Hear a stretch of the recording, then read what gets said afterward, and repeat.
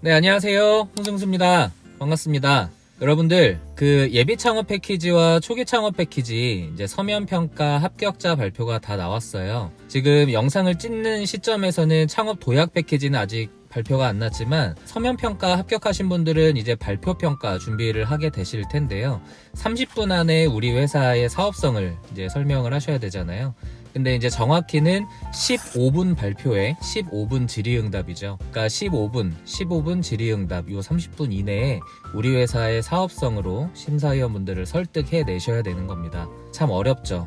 어려운데 걱정하지 마세요. 이번 영상만 끝까지 잘 보신다면은 발표 평가에서 최종 선정되는 필승 전략 6가지를 제가 설명 한번 드려보겠습니다. 네, 필승 전략 첫 번째입니다.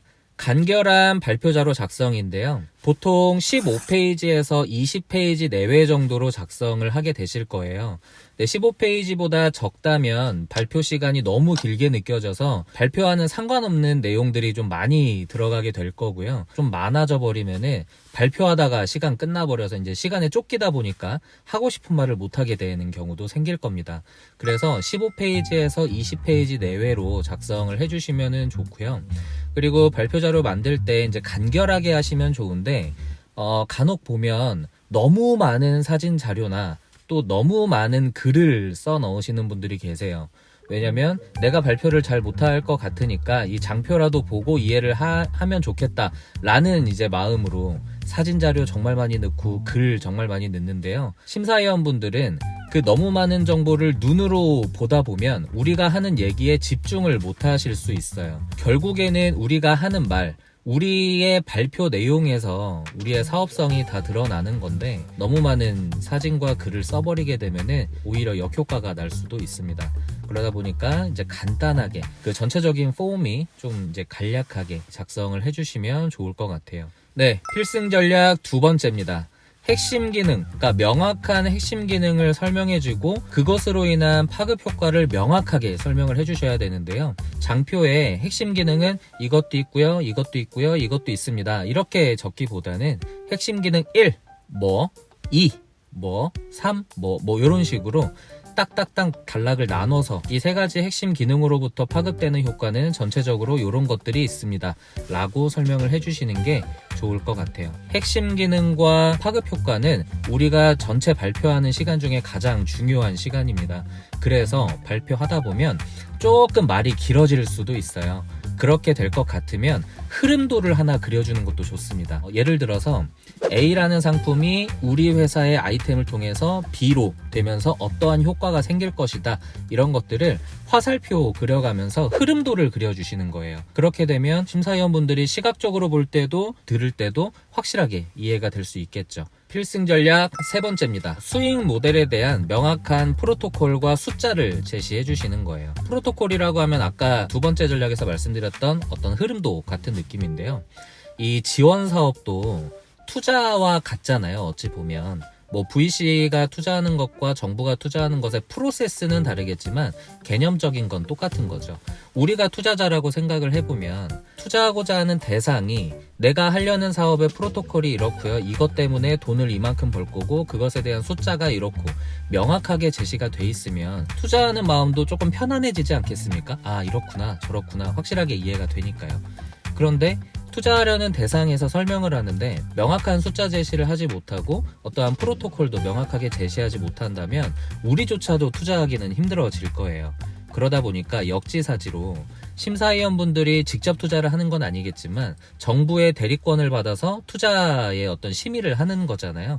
그분들을 설득하기 위해서는 수익 모델에 대한 명확한 프로토콜, 그리고 우리가 얼만큼 돈을 벌 건지 숫자 제시가 명확하게 되어 있으면 좋습니다. 네, 필승 전략 네 번째입니다. 합리적인 예산안 작성인데요. 예비 창업 패키지를 예로 들어서 설명을 드리면 1억이라는 지원금을 가지고 우리가 어떻게 사용을 해서 우리 사업을 이뤄나가겠다라고 예산안을 만들어서 제시를 하게 될 겁니다. 예산안 안에 들어있는 어떠한 비목들이 우리 회사의 사업성과는 연관이 없다라고 한다면 신뢰성을 잃어버리겠죠. 그래서 합리적인 예산안 작성이 필요한데요. 예를 들어서 우리 회사가 어떠한 제품을 판매하기 위해서 소프트웨어가 필요해요. 그러면 소프트웨어를 외주 용역사에 맡겨서 개발을 하게 되겠죠. 그러면 비목은 외주 용역비 비목으로 될 거고요. 산출 근거, 또 산출 근거가 명확하게 있어야 되거든요. 산출 근거는 뭐 소프트웨어 개발비 얼마, 웹용 디자인비 얼마, 그 서버를 임대해야 된다. 그러면은 서버 임대비 얼마. 근데 서버 임대비는 또 기계장치 비목이거든요. 그러니까 비목하고 산출 근거가 명확하게 잘 구분이 되어 있어야 되고요. 그것이 우리 회사의 사업성과 연관이 되도록 명확하게 그리고 합리적으로 예산안을 작성을 해주셔야 됩니다. 5번째, 간결하지만 임팩트 있는 구성원 소개입니다. 예비 창업 패키지를 포함한 뭐 어떤 패키지 사업이나 사업화 자금에 대한 발표에 팀 구성이 항상 들어가게 되는데요. 뭐 얼굴과 이름을 공개하실 필요는 사실 없어요. IR이 아닌 이상. 패키지 지원 사업은 또 블라인드기도 하고요. 다만 각 역할에 맞는 구성원의 소개, 경력이라던가 어떤 역량이라던가 이런 것들을 명확하게 설명해 주실 필요는 있겠죠. 왜냐하면 투자하는 입장에서 봤을 때 이 회사가 우리가 돈을 줬을 때 사업을 잘 해나갈 수 있는가, 그거는 우리 회사의 시스템도 시스템이지만 그거를 운영할 수 있는 인력이 어떻게 구성되어 있는가가 굉장히 중요한 요소일 거거든요. 그래서 팀 구성을 설명해 주실 때는 간략하지만 임팩트 있게 설명을 해 주시는 게 좋습니다. 이것이 필승 전략 5번째였어요. 마지막입니다. 필승 전략 6번째. 당당함, 그리고 시간 관리, 그리고 애티튜드. 당당하게 발표를 하셔야 됩니다. 너무나 당연한 얘기죠. 근데 너무 떨리고 심장이 쿵쾅쿵쾅거려서 우황청심원을 한 5개를 집어먹어도 무대에 올라가는데 발표를 막 못하겠다. 주눅 들어갖고 목소리가 작아져 버리게 되면 내가 발표하고자 하는 내용이 제대로 전달되지 않을 수도 있고요. 내가 발표한 내용이 내 의도와는 다르게 전달이 될 수도 있어요. 심사위원분들이 발표자가 목소리를 떤다라고 해서 어떤 뭐 정량적이나 정성적인 지표들을 낮게 평가하거나 그러진 않으십니다. 내용만 명확하게 전달이 된다면 그것 가지고 평가를 해주시는데, 우리가 당당하지 못해서 목소리가 작아지고 너무 주눅 들어버린다면 내용이 전달 자체가 잘 안 되니까요. 최대한 목소리 크게 발표를 해주시는 것을 추천드리고요. 시간 관리 정말 중요합니다. 우리도 제한된 시간 안에 발표를 해야 되지만 심사위원분들도 제한된 시간 안에 질문을 해야 되다 보니까 우리의 발표 시간이 상대적으로 뭐 20분, 25분 이렇게 길어져 버리면 심사위원분들께서 질문하실 시간이 5분, 10분으로 줄어들어 버리잖아요. 그러다 보면은 심사위원분들께서 이게 평가하고자 하는 어떤 내용들을 명확하게 인식하지 못하실 수도 있어요. 그래서 시간 관리를 꼭 15분 발표, 15분 응답, 또는 이제 공고에 뭐 발표 몇 분, 질의응답 몇 분이라고 나와 있으니까요. 그런 시간 관리를 꼭 철저하게 해주셔야 되고요. 시간 관리는 피나는 연습 끝에 나옵니다. 그러니까 녹음기 키셔서 내가 발표하는 것을 계속 녹음하면서 시간 체크해 주시고요. 그 다음에 발표하는 모습을 영상을 한번 찍으세요. 한 번이 아니면 여러 번 찍어가지고요. 계속 그 영상을 모니터링 하는 것을 추천드립니다. 그렇게 해서 뭐 10번, 15번, 20번 하시다 보면은 시간이야 많이 흘러가지만 그 시간이 흐르는 만큼 내 입에 계속 배게 될 거고요. 그리고 발표하면서 내 제스처나 이런 것들이 자연스럽게 바뀌어 갈 겁니다. 그러니까 피나는 연습 꼭 필요하고요. 애티튜드, 태도라 함은 내가 올라가서 뭐 인사 꾸벅꾸벅 잘하고 90도 폴더 인사를 해야 되고 심사위원들하고 눈 마주치고 웃고 뭐 그것도 뭐 물론 필요하지만 그런 것을 말씀드리고자 하는 게 아니라 대본을 들고 무대에 올라가느냐를 제가 말씀드리는 거예요.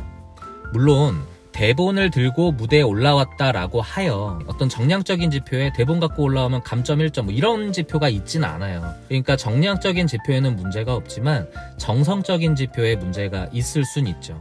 심사위원분들께서 이렇게 봤는데 그냥 올라와서 장표 넘기면서 대본만 읽고 있으면 이분이 사업을 제대로 이해한 게 맞나? 이런 의구심이 들 수도 있는 거거든요.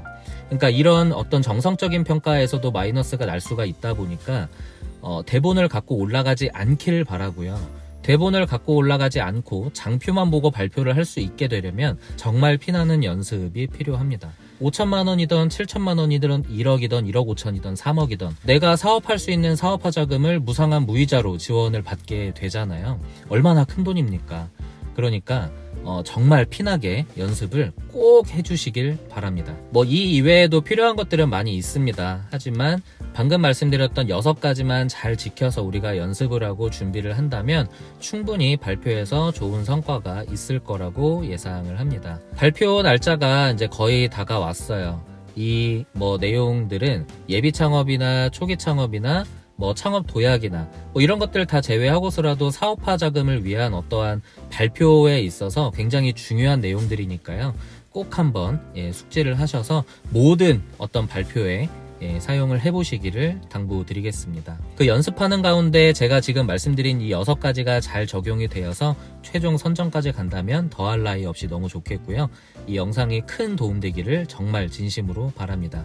그리고 지금 발표를 앞두고 있는 우리 대표님들, 그리고 창업도약이나 또는 앞으로 지원할 사업의 어떤 서류평가들이 아직 통과되지 않았거나 기다리고 계시는 분들 모두 좋은 성과가 있기를 바라겠습니다. 오늘 영상은 여기서 마치도록 할게요. 감사합니다.